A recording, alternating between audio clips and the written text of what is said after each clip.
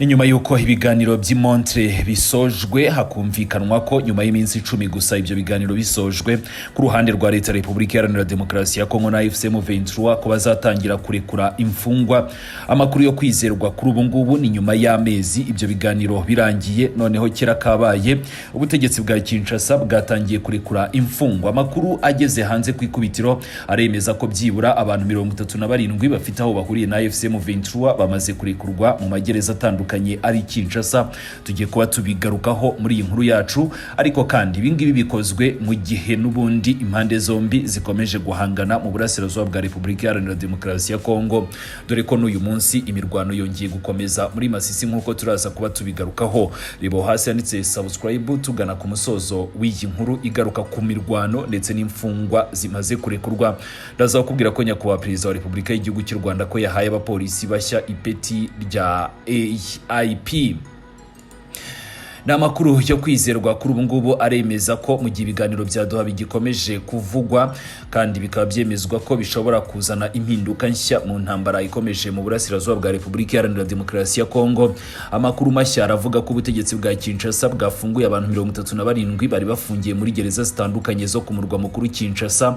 Aba bose bashinjwaga gukorana n'umutwe wa FCM23. Aya makuru yatangajwe n'inzego z'amagereza ndetse n'abandi bantu bizewe i Kinshasa, kandi bakavuga ko byose babikoze bubahiriza ibiganiro bya Katari ndetse n'amasezerano yashyizweho umukono i Montre. Aya makuru yayisafatwa nk'ikimenyetso gishya gishobora kuba kiri mu bikorwa byo kubaka icyizere hagati y'impande zihanganye. Amakuru ava muri Kongo akavuga ko aba bantu 37 bari bafungiye muri gereza zitandukanye za Kinshasa bagashinjwa gukorana na FCM23, gutanga amakuru ku mutwe wa M23 cyangwa se kuba bafitanye isano n'uyu mutwe.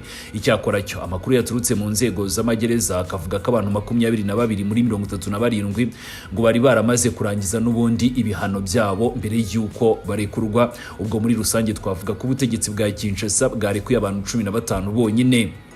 Aya makuru yatumye hibazwa niba iki cyemezo cyaba koko ari cya politiki gishingiye ku kubaka icyizere cyangwa se wenda niba ari uburyo bwa Kinshasa bwo kuyobya uburari, na cyane ko buno butegetsi bumaze iminsi bwararenze ku masezerano yose ahari n'ibijyana n'ibitero by'amadrone bikomeje kugarika ingogo by'umwihariko abasivile b'inzira karengane mu burasirazuba bwa Repubulika Iharanira Demokarasi ya Kongo. Bamwe barabihuza no kuba Kinshasa ishaka kongera kuyobya uburari cyangwa se kugaragariza amahanga ko bashaka gushyira mu bikorwa ibijyanye n'ibiganiro cyangwa se kurangaza amahanga kugira ngo adakomeza kwita cyane kuri ibi bitero bikomeje mu burasirazuba bwa Repubulika Iharanira Demokarasi ya Kongo n'ingaruka zabyo, ahubwo babone ko Kinshasa yatangiye gushyira mu bikorwa ibyo yemeye mu biganiro bitandukanye.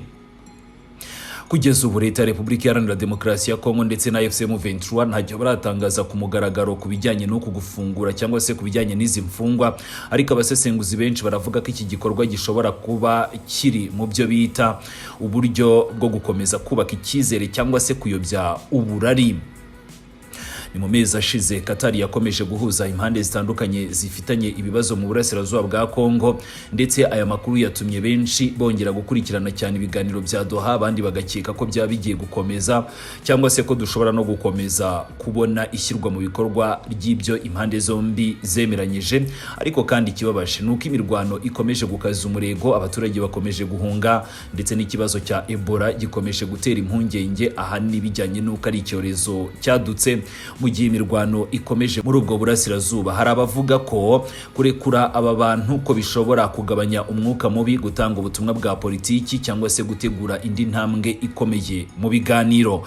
Icyakora cyo nubwo tuvuga kuri aya makuru meza, ndakubwira ko n'ubundi imirwano yakomeje ku rugamba, dore ko nk'ubwo ngubwo kuri uyu wa gatatu tariki 27 Gicurasi 2026 imirwano mishya yongeye kubura hagati ya FCM23, FARDC, FDLR, Nyatura, ingabo z'abarundi n'indi mitwe ya Wazalendo ni mu bice bitandukanye bya Masisi muri Kivu y'Amajyaruguru.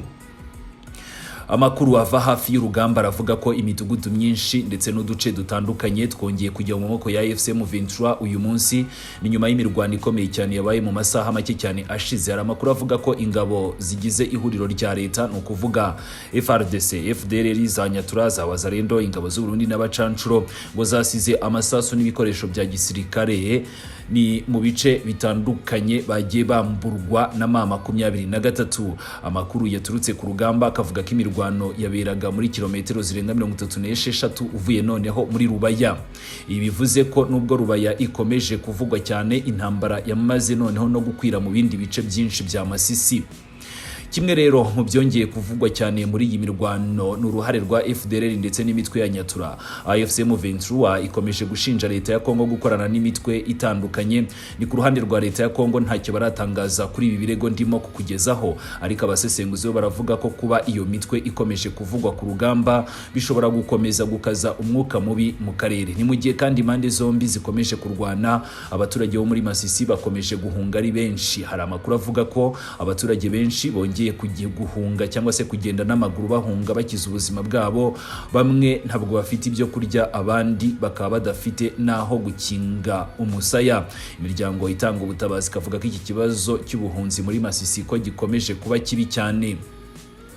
Aya makuru yatumye benshi bongera kwibaza niba ibiganiro bya Doha bishobora koko guhagarika iyi ntambara, cyangwa se iki cyizere ubutegetsi bwa Kinshasa bwatangiye kubaka burekura imfungwa ko hari icyo bishobora gukemura. Ariko ku rundi ruhande imirwano irakomeje, ibice bikomeje gufatwa na M23, ibindi bikisubizwa na FARDC. Abaturage nabo bakomeje guhunga. Abasesenguzi bakavuga ko amahoro ashobora kugorana cyangwa se kugerwaho biracyari kure, ni mu gihe urugamba rukomeje gukaza umurego buri munsi. Kuri ubu ngubu amaso y'abatari bake akomeje kureba Doha, Rubaya ndetse na Masisi. Ejo hazaza h'intambara yo mu burasirazuba bwa Kongo hashobora gukomeza kugana habi, ahanini bijyanye nuko impande zombi zikomeje gushinjanya kurenga ku gahenge n'andi masezerano yose bashyizeho umukono. Natangiye mbigarukaho, nyakubahwa Perezida wa Repubulika y'igihugu cy'u Rwanda Paul Kagame akaba n'umugabo w'ikirenga w'inzego z'umutekano z'u Rwanda yahaye abapolisi 436 bo ku rwego rwa ofisiye bato ipeti rya Assistant Inspector of Police cyangwa se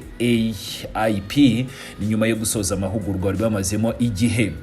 N'umuhango wabereye mu ishuri rikuru rya gisirikare rya Gishari ni mu karere ka Rwamagana. Umukuru w'igihugu yashimye polisi y'igihugu ku myaka 25 imaze ikorera abanyarwanda akazi keza kandi kindashyikirwa. Yashimye by'umwihariko kandi abapolisi b'uyu munsi nabo mu gihe cyashize kubw'umurava n'ubwitange byatumye abanyarwanda babaho kandi bagakora akazi kabo batekanye mu cyubahiro n'agaciro bakwiriye.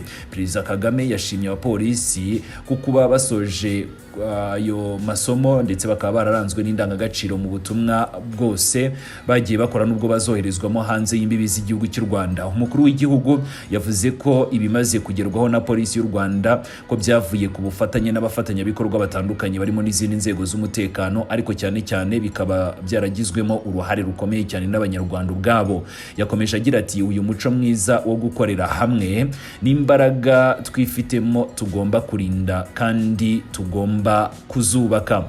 Nyakubahwa Perezida wa Repubulika y'igihugu cy'u Rwanda yibukije ko imiterere y'umutekano ikomeje kugenda ihinduka ndetse n'ibyaha bikaba bikomeje kugenda bikorwa mu buryo bugoye kubikurikirana, buhindagurika kandi bubangamiye abanyarwanda, ariko nanone bukaba uburyo bwambukiranya imipaka.